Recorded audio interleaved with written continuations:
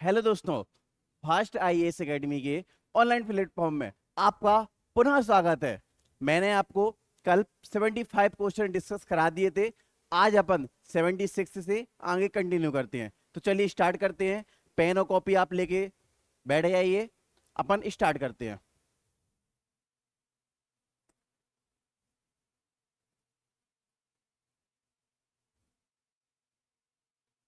चलिए देखते हैं 76 क्वेश्चन क्या है। 76वां क्वेश्चन कि सिखों द्वारा कृपाण धारण करने एवं उसे साथ लेकर चलने का अधिकार भारतीय संविधान के किस आर्टिकल में है? सिखों द्वारा कृपाण धारण करने का अधिकार किस आर्टिकल में है? Option A 25, B 26, C 27, D 28। तो किस आर्टिकल में है? ए 25 में। Option A 25। 26 में क्या दिया गया है? धर्मों का प्रबंधन करने की शक्ति दी गई है किसमें? 26 में। 27 में क्या दिया गया है? टैक्स के बारे में, टैक्स की छूट दी गई है। 28 में क्या दिया गया? धार्मिक शिक्षा। धार्मिक शिक्षा किसमें दी गई है? 28। ठीक है, अगला क्वेश्चन देखते हैं।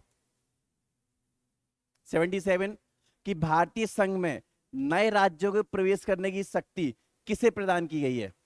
भारतीय राज्यों में, भारतीय संघ में नए राज्यों को प्रवेश करने की शक्ति किसे प्रदान की गई है? ऑप्शन ए संसद, ऑप्शन बी राष्ट्रपति, option C Lok Sabha, option D इनमें से कोई नहीं। तो कहीं सही आंसर क्या है इसका? ऑप्शन बी राष्ट्रपति। राष्ट्रपति को क्या दिया गया है कि नए राज्यों को प्रवेश करने की शक्ति प्रदान की गई है। ठीक है, क्लियर सभी को? अगला क्वेश्चन देखते हैं। 78 कि बंधुआ मजदूर अधिनियम किस वर्ष लाया गया था तथा यह किस आर्टिकल से संबंधित है? तो option A 1956 article 24, 1976 article 23, 1986 article 23, 8061 article 24। तो इसका राइट आंसर क्या है? Option B. क्या है सही आंसर इसका? ऑप्शन बी 76 में आया था और किस आर्टिकल से संबंधित है? 23 से। तो ऑप्शन बी इसका सही आंसर है। क्लियर? अगला क्वेश्चन देखते हैं। 79 कि किस विधेयक को संसद में प्रस्तुत करने से पूर्व राष्ट्रपति की अनुमति की आवश्यकता होती है? कौन सा विधेयक है जिसे संसद में प्रस्तुत करने के पूर्व राष्ट्रपति की अनुमति लेनी पड़ती है? तो ऑप्शन ए धन विधेयक, ऑप्शन बी संविधान संशोधन विधेयक, ऑप्शन सी नए राज्यों के निर्माण संबंधी विधेयक, ऑप्शन डी ए और सी। तो क्या आंसर इसका सही है? इसका सही आंसर है ऑप्शन डी।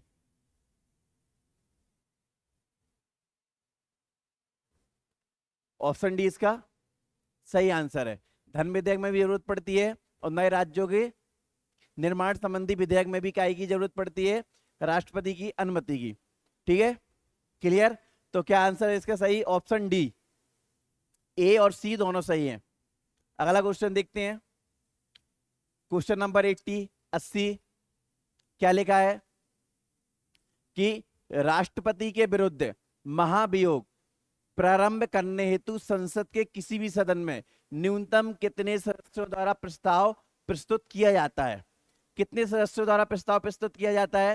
ऑप्शन सुनो। ए ऑप्शन कुल सदस्यों का 10%, बी ऑप्शन कुल सदस्यों का 20%, सी ऑप्शन कुल सदस्यों का 25% या डी ऑप्शन कुल सदस्यों का 15%। तो इसका सही आंसर क्या है? ऑप्शन सी कुल सदस्यों का 25%। क्या ऑप्शन सही कि कुल सदस्यों का 25% न्यूनतम चाहिए रहता है, प्रस्ताव लाया जाता है किसके लिए? राष्ट्रपति के विरुद्ध महाभियोग शुरू करने के लिए। क्लियर है?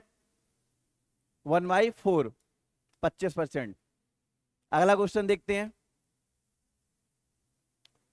81 कि भारत की संप्रभुता, एकता और अखंडता की रक्षा करें और उसे अक्षुण्ण बनाए रखें, इस उपबंध का संबंध किससे भारतीय संविधान में है? तो किससे संबंध है? भारत की संप्रभुता, एकता और अखंडता की रक्षा करें और उसे अक्षुण्ण बनाए रखे। इसका संबंध किस आर्टिकल से है, किससे है संबंधित? तो ऑप्शन ए प्रस्तावना, option B DPSP, option C मूल अधिकार, या ऑप्शन डी मूल कर्तव्य। तो किससे है? मूल कर्तव्य। ऑप्शन डी इसका आंसर सही है। क्लियर है? अगला क्वेश्चन देखते हैं। 82 की एक अनुच्छेद जिसके बिना संविधान अर्थहीन है तथा यह संविधान की आत्मा और हृदय है, यह कथन का संबंध किससे है?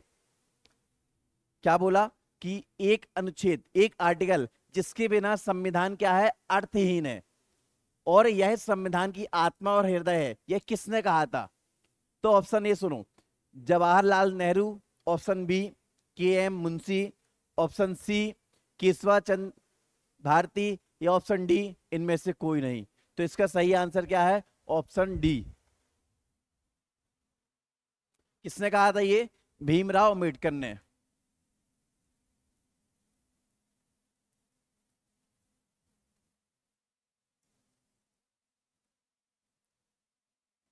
भीमराव अंबेडकर ने। आर्टिकल कौन सा है? 32, 32।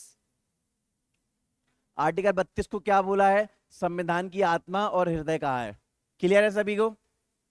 चलिए आगे देखते हैं, अगला क्वेश्चन देखते हैं। 83, यह अधिकार किसको प्राप्त है कि वह सशस्त्र बलों, अर्धसैनिक बलों, पुलिस बलों, खुफिया एजेंसियों एवं अन्य के मूल अधिकारों पर युक्त प्रतिबंध लगा सकता है? ऑप्शन सुनो। पहला सुप्रीम कोर्ट, बी ऑप्शन राष्ट्रपति, सी ऑप्शन मंत्रिपरिषद, या डी ऑप्शन संसद। तो इसका सही आंसर क्या है? संसद। Option D. ठीक है, क्लियर है? कौन से आर्टिकल में ये? आर्टिकल 33, आर्टिकल 33 में। क्लियर? अगला क्वेश्चन देखते हैं। 84, यह तथ्य देश के शासन में मूलभूत है, अतः यह राज्य का कर्तव्य होगा कि इन तथ्यों का विधि बनाने में प्रयोग करें। उपरोक्त का संबंध किस आर्टिकल से है, किस अनुच्छेद से है? ऑप्शन सुनो। ए 36, बी 37, सी 38, या डी 39। जिसका राइट आंसर क्या है? बी 37 से। ठीक है, क्लियर सभी को? अगला क्वेश्चन देखते हैं। 85 कि निम्नलिखित में से उपराष्ट्रपति के लिए क्या अर्हताएं होनी चाहिए, क्या क्वालिफिकेशन होनी चाहिए? ऑप्शन सुनो। ए वह भारत का नागरिक हो, बिल्कुल सही। वह 30 वर्ष की आयु पूर्ण कर चुका हो, गलत। क्या होनी चाहिए? 35। कितनी आयु होनी चाहिए? 35। तीसरा ऑप्शन देखो कि वह लोकसभा या राज्यसभा का सदस्य बनने के लिए अर्हता हो। अरे तो बिल्कुल गलत है, सिर्फ राज्यसभा। किसका? सिर्फ राज्यसभा का मेंबर होगा ये, लोकसभा के लिए नहीं, राज्यसभा के लिए अर्हत होना चाहिए। तो इसका सही आंसर क्या है? सी। सही आंसर क्या है इसका? सी। से पहला बात सही है कि वह भारत का नागरिक हो, आयु 35 वर्ष होनी चाहिए, और अर्हत किसके लिए होना चाहिए? सिर्फ राज्यसभा का मेंबर, सदस्य बनने के लिए अर्हत होना चाहिए। क्लियर? सभी को आ रहा है समझ में ना? ठीक है, आगे चलते हैं। अगला क्वेश्चन देखो 86, वह मुख्यमंत्री जो प्रधानमंत्री के पद तक पहुंचे, वह मुख्यमंत्री सीएम जो पीएम बने, तो कौन कौन है? पहला मुरारजी देसाई, कहाँ के थे ये? मुंबई के थे, मुंबई के सीएम थे। ठीक है। चौधरी चरण सिंह, ये कहाँ? यूपी के थे। पीवी नरसिम्हा राव कहाँ के थे? आंध्र प्रदेश। एचडी देवगौड़ा कहाँ के थे? कर्नाटक।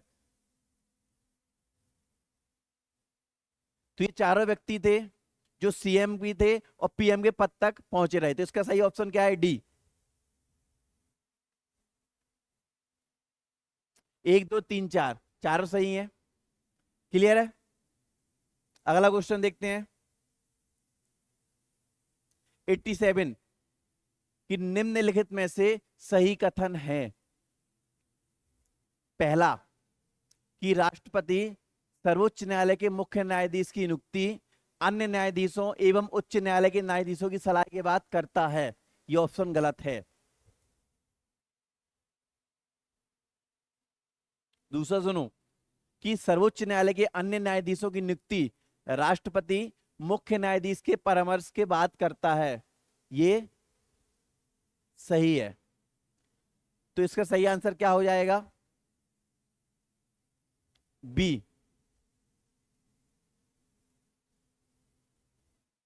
ठीक है, अगला क्वेश्चन देखते हैं।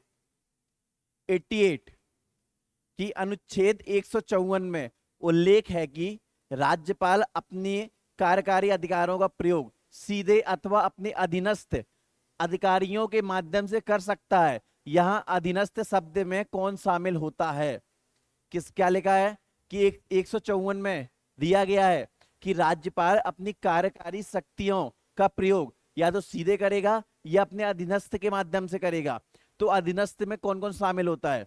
तो पहला ऑप्शन सुनो, सभी मंत्री और मुख्यमंत्री। दूसरा ऑप्शन, मुख्यमंत्री को छोड़कर सभी मंत्री।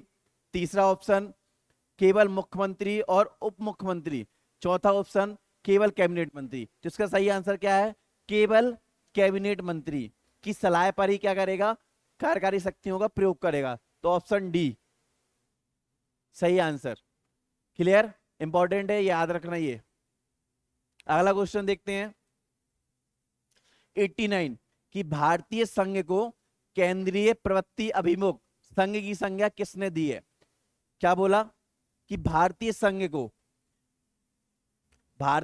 को केंद्रीय प्रवृत्ति अभिमुख संघ की संज्ञा किसने दी है? ऑप्शन सुनो, A B R Ambedkar, B Ivor Jennings, C Granville Austin, या डी केसी व्हीलर। तो इसका सही आंसर क्या है? ऑप्शन बी, आइवर जेनिंग्स ने भारतीय संघ को केंद्रीय प्रवृत्ति अभिमुख संघ की संज्ञा दी है। क्लियर सभी को? समझ में आया ना? यहां तक क्लियर सबको? क्यों? ठीक है ना? चलो आगे बढ़ते हैं। 1990 कि निम्नलिखित में से किस संविधान संशोधन द्वारा राष्ट्रपति के लिए यह अनिवार्य किया गया है कि वह मंत्री परिषद की सलाह पर काम करेगा किंतु वह पुनर्विचार के लिए भेज सकता है? तो ऑप्शन सुनो, पहला 24 amendment, option B 42 amendment, option C 44 amendment, या ऑप्शन डी 7th अमेंडमेंट। तो इसका सही आंसर क्या है? Option C 44 amendment. कब हुआ था? 1978 में। क्या बोला गया था इसमें? कि राष्ट्रपति मंत्रिपरिषद की सलाह से काम करेगा और उसे पुनर्विचार के लिए भेज सकता है। ठीक है, अगला क्वेश्चन देखते हैं। 91 कि निम्नलिखित में से निर्वाचन आयोग के कार्य और शक्तियां हैं। निम्नलिखित में से निर्वाचन आयोग की कार्य एवं शक्तियां हैं। पहला, मतदाता सूची तैयार करना, सही है। दूसरा क्या है? कि राजनीतिक दलों को मान्यता प्रदान करना, यह भी सही है। तीसरा क्या है? कि राजनीतिक दलों को चुनाव चिन्ह आवंटित करना, यह भी सही है। तो 1 2 3 तीनों सही है। तो इसका सही आंसर क्या रहेगा? Option A. सही आंसर क्या रहेगा? Option A. 1 2 3 तीनों सही है। अगला क्वेश्चन देखते हैं। 92 क्वेश्चन। मध्य प्रदेश राज्य अनुसूचित जनजाति आयोग की संरचना होती है? किसकी पूछ रहे हैं? एसटी आयोग की।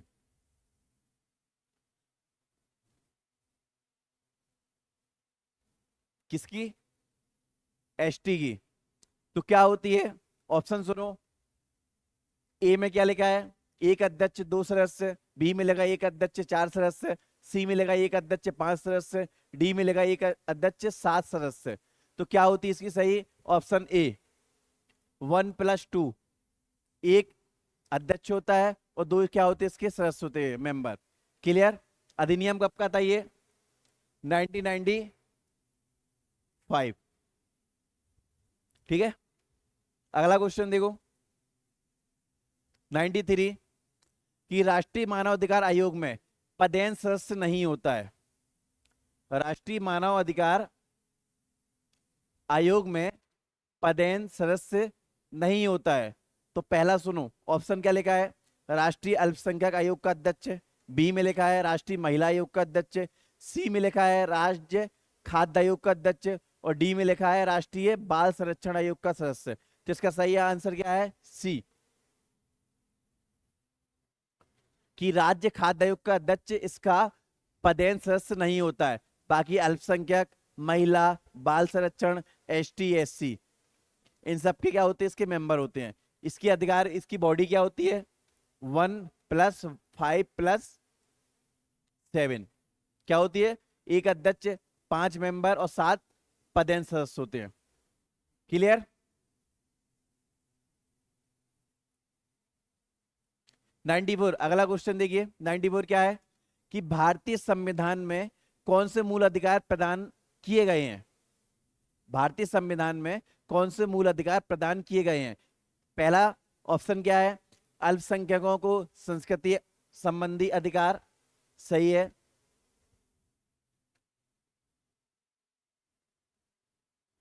ठीक है। बी ऑप्शन क्या है? शिक्षा संबंधी अधिकार, ये भी सही है। सी क्या है? शोषण के विरुद्ध अधिकार, ये भी सही है। डी क्या दिया गया है? विधि के समक्ष समता का अधिकार, ये भी सही है। तो इसका राइट आंसर क्या हो जाएगा? Option A. 1 2 3 4 चारों सही है। सही आंसर क्या है? ऑप्शन ए इसका सही आंसर है। क्लियर? अगला क्वेश्चन देखो। 95 कि निम्नलिखित में से संघीय व्यवस्था की विशेषताएं हैं। संघीय व्यवस्था की विशेषताएं हैं।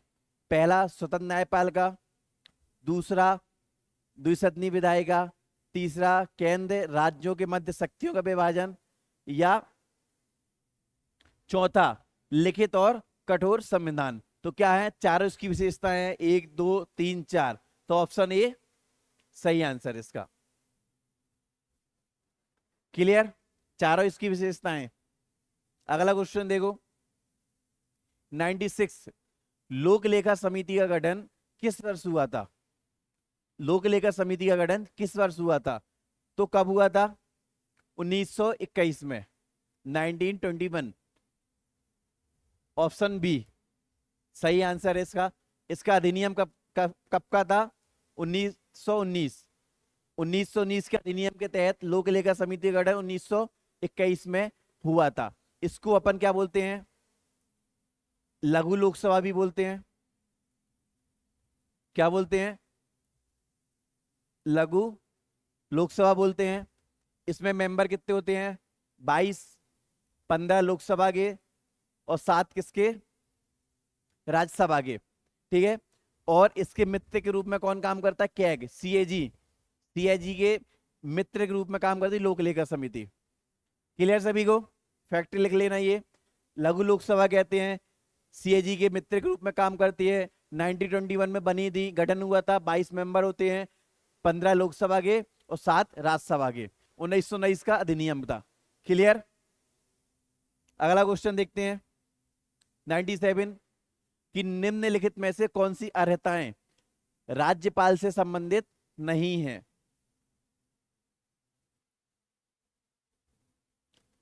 कौन सी अर्हताएं हैं जो राज्यपाल से संबंधित नहीं है? तो पहला ऑप्शन क्या है? कि वह भारत का नागरिक हो, सही है। वह लाभ के पद पर ना हो, यह भी सही है। वह 35 वर्ष की आयु पूर्ण कर चुका हो, यह भी सही है।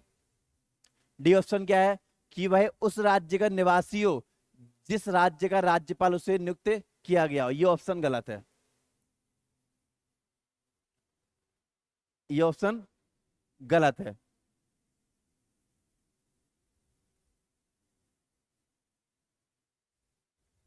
ठीक है, तो इसका सही आंसर क्या हो जाएगा? ए। ठीक है, यहां पे ध्यान देना आप कि यहां पे कर लें राज्यपाल से संबंधित है, तो है में क्या हो जाएगा, ये तीनों सही हो जाएंगे और ये वाला गलत हो जाएगा, तो ऑप्शन ये सही हो जाएगा। ठीक है, क्लियर?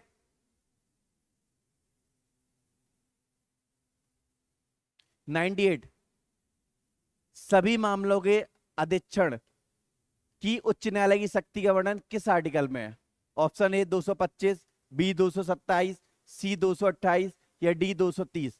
तो इसका सही आंसर क्या है? 227, ऑप्शन बी। क्या है सही आंसर? Option B. ठीक है,